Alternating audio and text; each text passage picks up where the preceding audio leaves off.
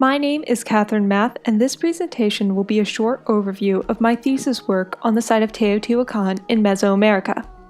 This talk concerns iconography, political affiliation, social identity, and mythology, specifically how these were constructed through art. For those who may be unfamiliar, Mesoamerica refers to the distinct cultural areas in the modern countries of Mexico, Belize, Guatemala, Honduras, and El Salvador, occupied from 1500 BC to 1500 AD. Most Mesoamerican centers were ruled by a lord, called an ajaw in Mayan, and sometimes Balam, which translates to jaguar. This was no accident, as jaguars were the symbol of this monarchical rulership.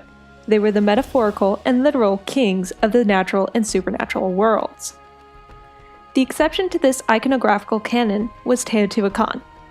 This was a city in the central basin of Mexico, which arose around 100 BC and lasted until 700 AD. It was the antithesis of Mesoamerican polities in nearly every manner. A city planned according to a precise grid system, a population housed in apartment compounds, and a distinct lack of evidence of an ajaw-centered government at the site. Instead of the jaguar, another creature takes the seat of power, the feathered serpent.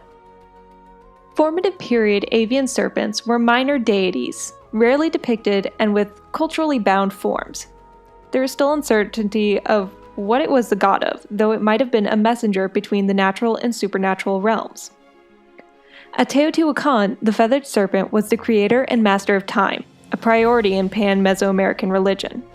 It controlled rains and the water systems people relied on to survive.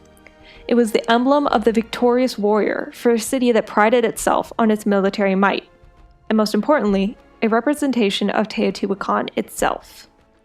Thus, the feathered serpent's symbolic interactions with the lordly jaguar illustrate the polities' battle for political dominance in Mesoamerica and its use of art to achieve these means. My research consisted of art historical survey and analysis, anthropological methods and interpretation, and computational statistics. A sample of 188 artifacts was culled from museum catalogs across the hemisphere.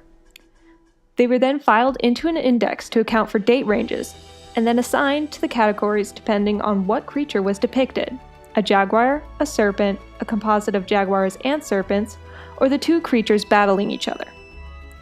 The resulting frequency chart shows three main trends.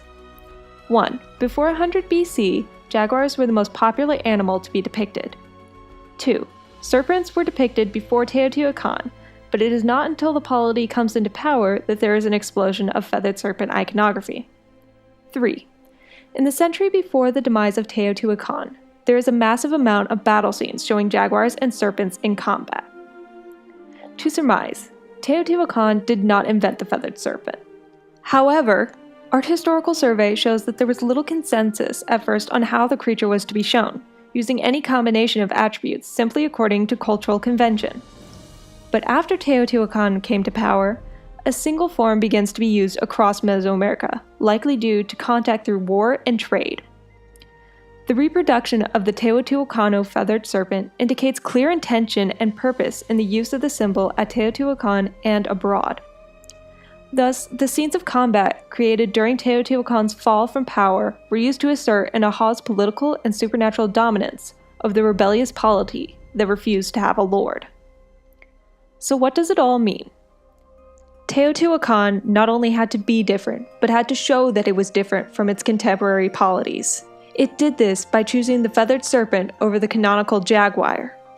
This choice had drastic effects on the Mesoamerican iconographic canon, paving the way for the Aztec duality between Quetzalcoatl, the feathered serpent, and Tezcatlipoca, the jaguar trickster.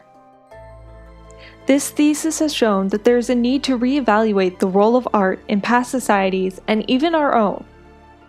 Art has never been a passive reflection of the society that produced it, but rather as an active agent in the creation of ideologies and contesting cultural institutes.